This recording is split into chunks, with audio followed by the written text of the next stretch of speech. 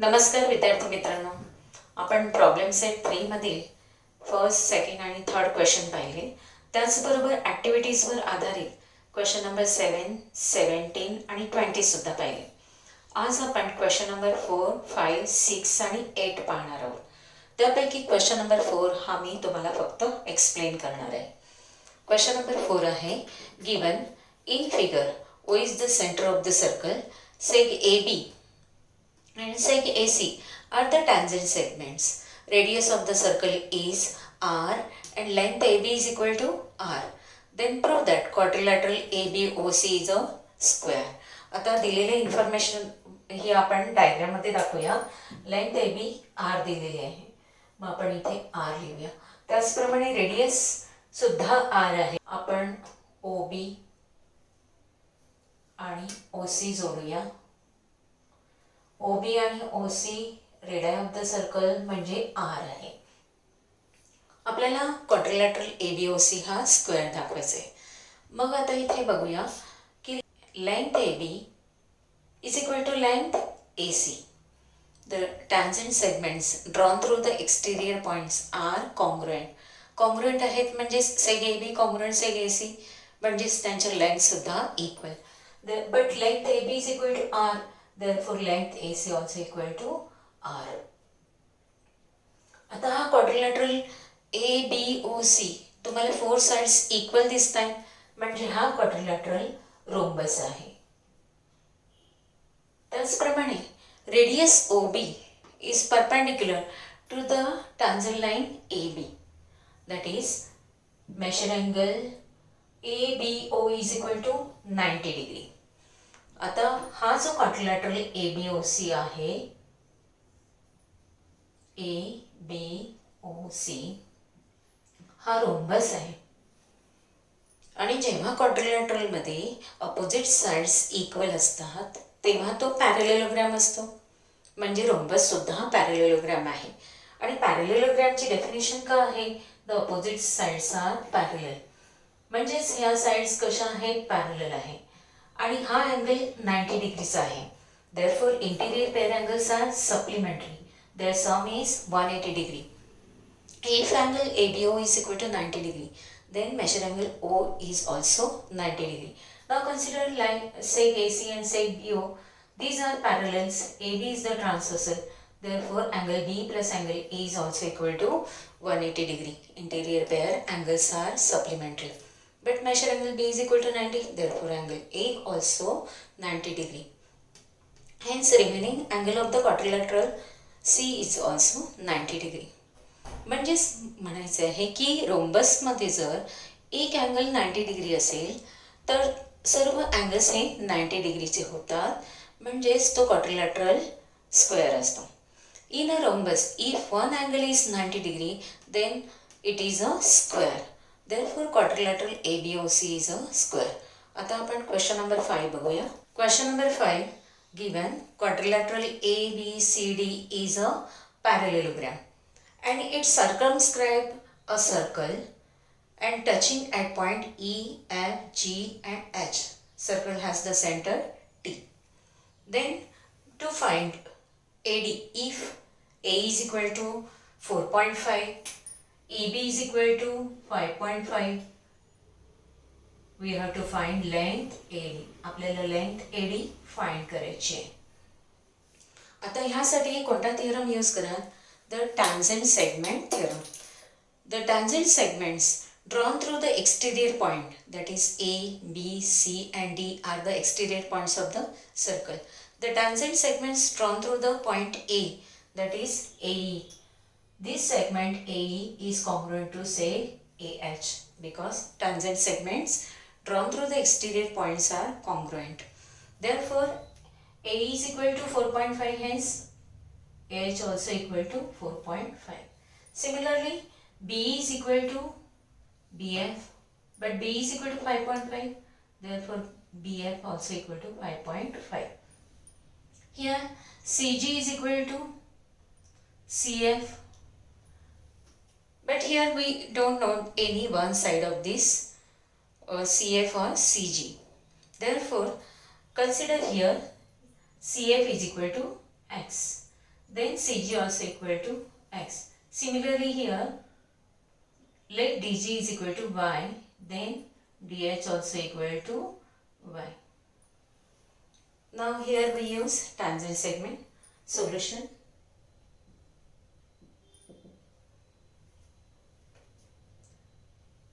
The tangent segments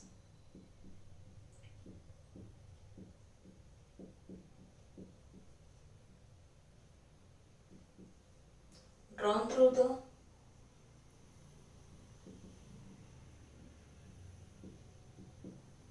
exterior point of the circle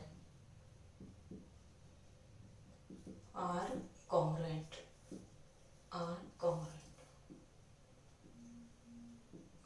Therefore, seg A congruent seg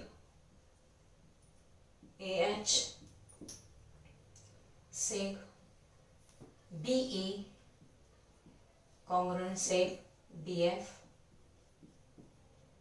seg CF congruent seg CG, seg DG congruent seg DH by tangent segment theorem. Tangent segment theorem.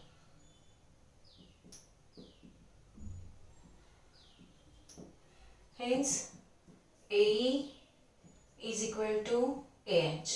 Since segments are congruent, lengths are equal, but AE is equal to 4.5, therefore AH also equal to 4.5. BE is equal to BF is equal to 5.5. Then CF is equal to CG is equal to X. Suppose these are X.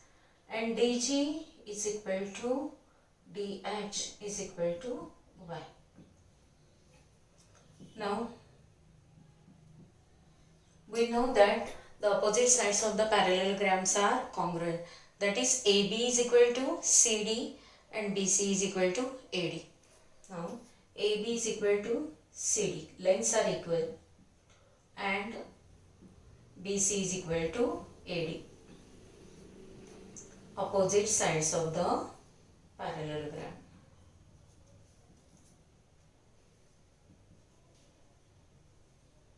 Of the parallelogram. आता आपण काय करणार आहोत, तर AB plus CD करूया, त्यानंतर AD plus BC करूया. Now AB plus CD आपण अपोजिट साइडची काय केली आहे, सम केली आहे. AB प्लस CD केले. पण AB म्हणजेच काय, AE प्लस CB आणि CD म्हणजे CG plus GD is equal to AE plus CB ही झाली AB ची लेंथ प्लस CD ची लेंथ काय आहे, CG plus GD. CG plus GD. आता AE माहिती आहे 4.5, EB 5.5, CG X आहे, GD Y आहे. 4.5 plus 5.5 plus X plus Y. याची ॲडिशन 10 येते. 10 प्लस X प्लस Y. पण AB is equal to CD आहे, opposite sides of the parallelogram. Therefore, AB plus AB. आपण CD च्या ऐवजी काय लिहूया, AB's लिहूया. That is 2 times AB is equal to 10 plus X plus Y. आता आपण AD plus BC करूया. Now, AD plus BC. AD म्हणजेच काय, AH plus HD. AH plus HD. आणि BC म्हणजेच BF plus FC. BF plus FC. AH किती आहे, 4.5 plus Y. आणि BF किती आहे, 5.5 plus X. आपण ह्याची सम करूया, 10 प्लस Y प्लस X. पण AD is equal to BC, opposite sides of the parallelogram. Therefore AD plus BC च्या ऐवजी आपण AD's लिहूया, is equal to 2 times AD. आता सपोज हे इक्वेशन 1 आहे आणि हे इक्वेशन 2 आहे, तर 1 आणि 2 वरून काय दिसलं, राईट हँड साईड्स इक्वल आहेत. मग ह्याचा अर्थ काय येणार, लेफ्ट हँड साईड इक्वल येणार, म्हणजेच 2AB is equal to 2AD येईल. Therefore from 1 and 2, 2AB is equal to 2AD from 1 and 2. दोन्ही डिवाइड केलं आपण दोन्ही साईडला, तर काय मिळाले, AB is equal to AD. AB is equal to AD म्हणजेच AB आणि AD ची लेंथ इक्वल आहे. पण AB ची लेंथ किती मिळाली आपल्याला, 10. AB is equal to 10. Therefore AD is also equal to 10. आपण पुढे लिहूया, but AB is equal to AE plus AB here, which is equal to 4.5 plus 5.5 equal to 10. AB is equal to 10. Therefore, AD also equal to 10. Units आवडलेला. आता हेच example जे आहे, म्हणजेच parallelogram मध्ये जर एखादं सर्कल सर्कमस्क्राईब झालं असेल तर रोम्बस असतो, असंही क्वेश्चन विचारला जाऊ शकतो. आता इथे आपण दाखवलं की AB आणि AD ह्या दोन्ही साईड इक्वल दाखवल्या आणि हा पॅरलेलोग्राम आहे, म्हणून AB is equal to CD आणि AD is equal to BC आहे, म्हणजे ऑल 4 साइड्स इक्वल मिळतात. म्हणजेच हा क्वाड्रिलॅटरल ABCD जर एखाद्या सर्कलला सर्कमस्क्राईब करत असेल आणि पॅरलेलोग्राम दिलेला असेल तर तो काय असतो, रोम्बस असतो. हे सुद्धा आपण इथे प्रूव्ह केलं, कारण AB is equal to AD दाखवलं. पॅरलेलोग्राममध्ये जर ॲडजस्टंट साइड्स इक्वल असतील तर तो रोम्बस असतो, हेही आपण इथे प्रूव्ह केलं. त्याचप्रमाणे आणखीन एक एक्झाम्पल विचारलं जाऊ शकतं की जर सर्कलला एखादा रेक्टँगल सर्कमस्क्राईब करत असेल, सर्कलला रेक्टँगल सर्कमस्क्राईब करत असेल तर तो स्क्वेअर असतो, हे प्रूव्ह करायचं. आता हे सुद्धा आपण ह्याच पद्धतीने प्रूव्ह करणार आहोत. म्हणजेच हे सपोज EFGH हे टचिंग पॉईंट आहे आणि A इज इक्वल टू तुम्हाला माहिती आहे AH वगैरे. ह्याच पद्धतीने आपण इथे काय करणार आहोत, AB प्लस CD करायचं म्हणजे 2 टाइम्स AB मिळेल आणि AD प्लस BC केलं की 2 टाइम्स AD मिळेल आणि AB is equal to AD मिळेल. जर रेक्टँगलमध्ये ॲडजस्टंट साइड्स इक्वल असतील तर तो काय असतो, स्क्वेअर असतो. हेही आपल्याला ह्या पद्धतीने पण क्वेश्चन विचारला जाऊ शकतो. आपण नेक्स्ट क्वेश्चन पाहणार आहोत, number 6. Question number 6. Given that M and N are the centers of the circles which are internally touching at point T and radius Rm, the larger circle, radius of the larger circle touching to the smaller circle at point S. Radius of circles are 9 centimeter, that is Rm is equal to 9 centimeter and radius of smaller circle is 2.5 centimeter. Tn is equal to 2.5 centimeter. Then find length MT, then length Mn, measure angle NSM, and hence find the ratio of MS is to SR. आता इथे आपल्याला MN MT find करायचं आहे. बघा T point हा larger सर्कलवर आहे, M is the centre of the larger circle, म्हणजे MT ही काय झाली, लार्जर सर्कलची रेडियस आहे आणि लार्जर सर्कलची रेडियस किती दिलेली आहे, 9 सेंटीमीटर. म्हणजे लेंथ MT आपल्याला किती मिळाली, 9 सेंटीमीटर. लेंथ MN काढायचं आहे. आता इथे आपल्याला theorem of touching circles use करायचं आहे. If 2 circles are touching each other then the line joining the centres of the touching circles. आता इथे सेंटर कोणता आहे, लार्जर सर्कलचा M आणि इथे N आहे. The line joining the centers of the touching circle is passing through the touching point. म्हणजेच हे T मधून जाते, म्हणजेच काय M dash N dash T हे तिन्ही पॉईंट्स कोलिनियर असून N हा बिटवीन आहे M आणि T च्या. त्यामुळे M N plus T N is equal to M T. M N आपल्याला फाईंड करायची आहे, टी एन म्हणजे स्मॉलर सर्कलची रेडियस 2.5 आहे आणि M T is equal to आपण काढले 9 सेंटीमीटर. मग आपल्याला एम एन काढता येईल. बरोबर. अँगल एन एस एम हा अँगल विचारला आहे.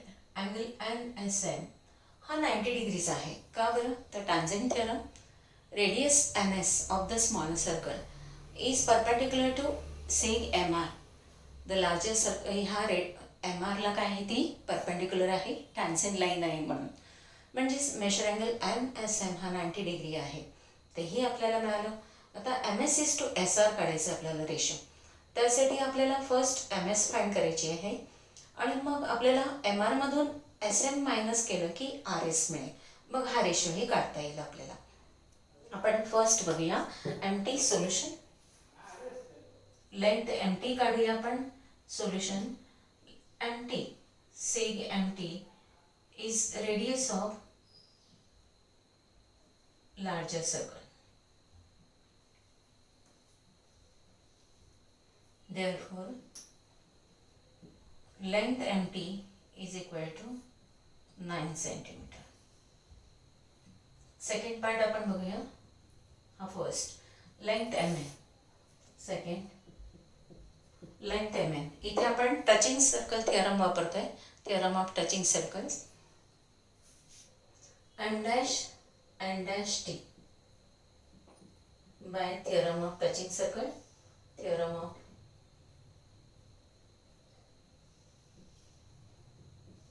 touching circles, that is the line joining the centers of the circle, touching circle E passing through the point of contact. Hence Mn plus Nt is equal to Mt. Hence Mn plus Nt smaller सर्कलची radius 2.5 आहे आणि larger सर्कलची radius 9 आहे. Hence Mn is equal to हे plus 2.5 right hand साईडला minus होणार, is equal to 6.5. Mn is equal to आपल्याला 6.5 मिळाले लेंथ Mn म्हटलं तरी. थर्ड पार्ट आहे measure angle NSM. Now seg NS smaller सर्कलची रेडियस आहे आणि आर एम ही स्मॉलर सर्कलला टच होते एस पॉईंटमध्ये. म्हणजेच आर एम ही स्मॉलर सर्कलची टॅन्जंट लाईन आहे आणि टॅन्जंट लाईनला रेडियस ही परपेंडिक्युलर असते. म्हणून seg N S perpendicular to seg M R by tangent theorem.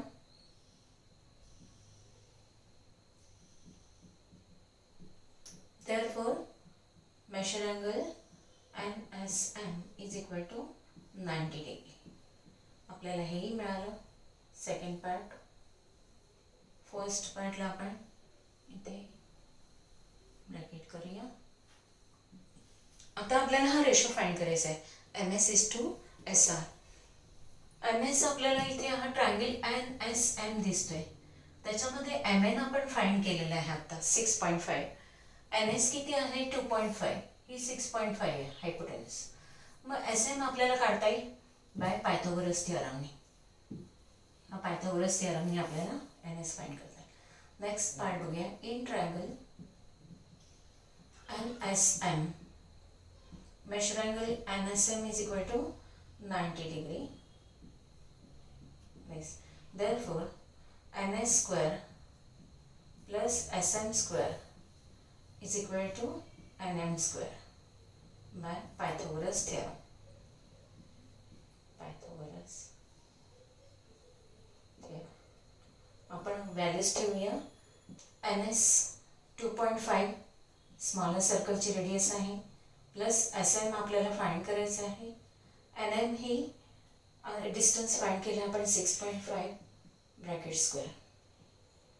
2.5 square म्हणजेच 6.25 plus S M square is equal to 42.25.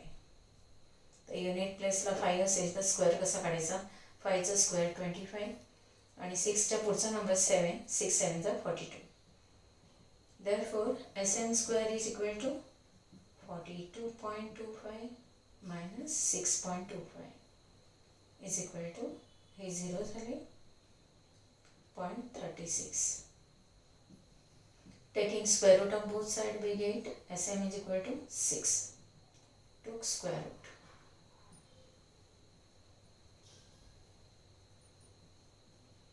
आपल्याला Sm मिळाला.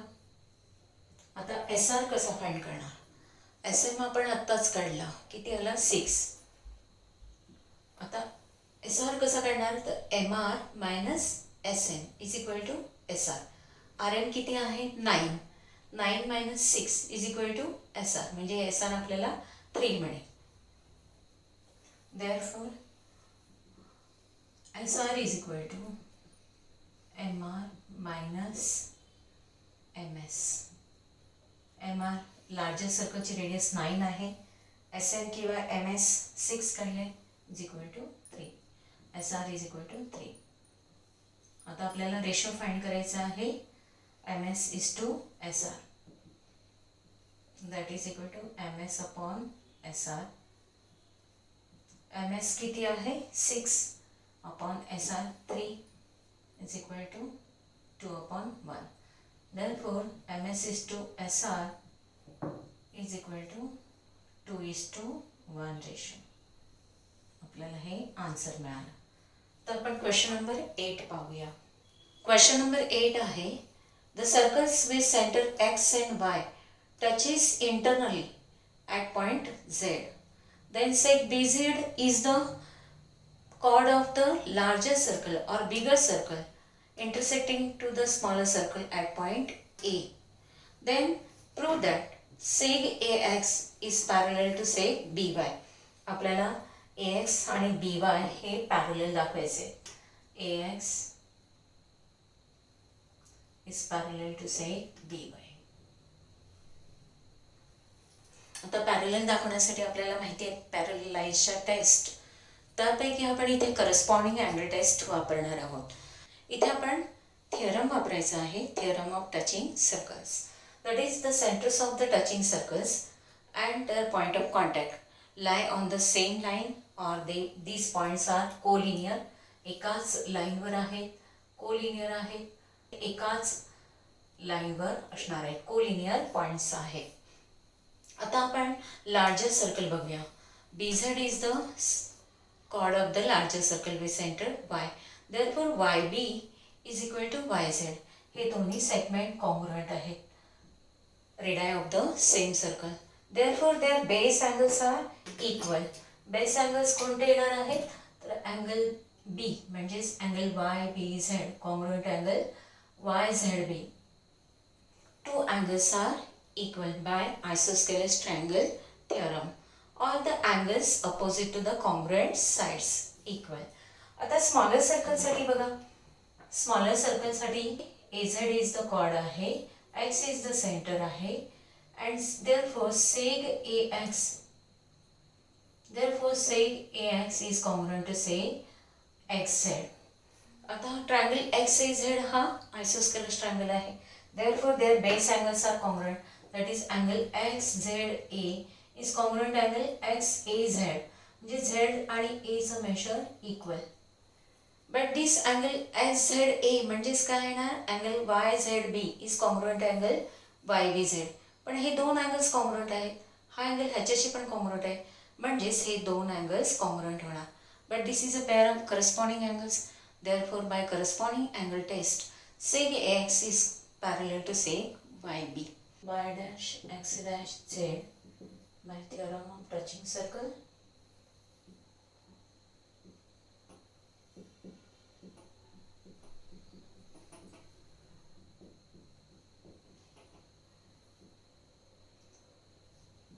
Now consider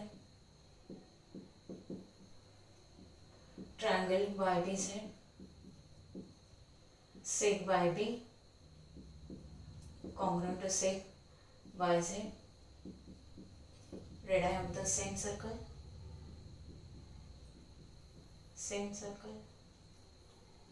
Therefore angle YBZ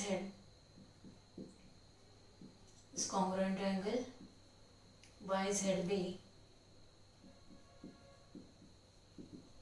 Angles opposite to the congruent side.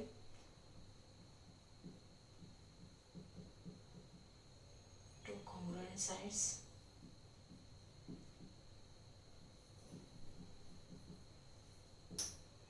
Similarly, in triangle XEZ, seg XE congruent seg XZ, radii of the same circle.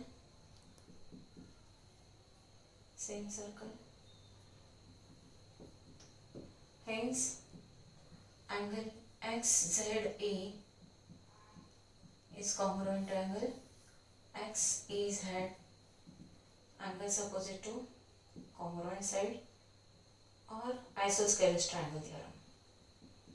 Congruent sides.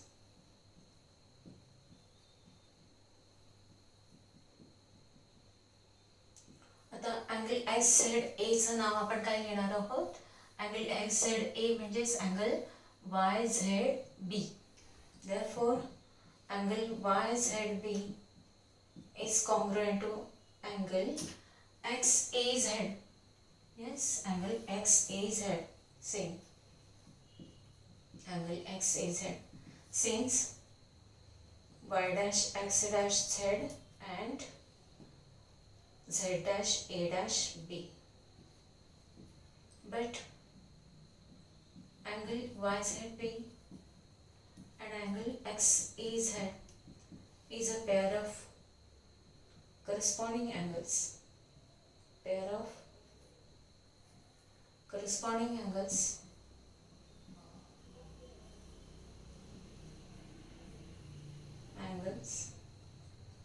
Due to transversal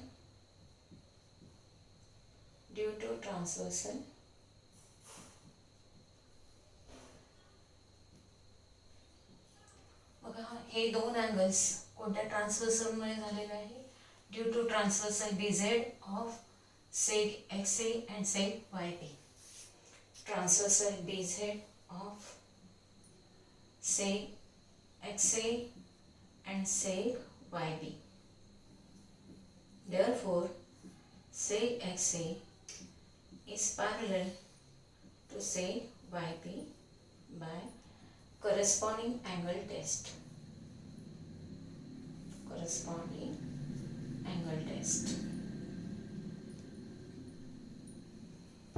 तर हे 8 पर्यंत question number 8 पर्यंत तुम्हाला हे सोडवून दिलेलं आहे. पुढचे आपण क्वेश्चन सगळे सोडवणार आहोत, पण नेक्स्ट व्हिडिओमध्ये आपण पाहूया. धन्यवाद.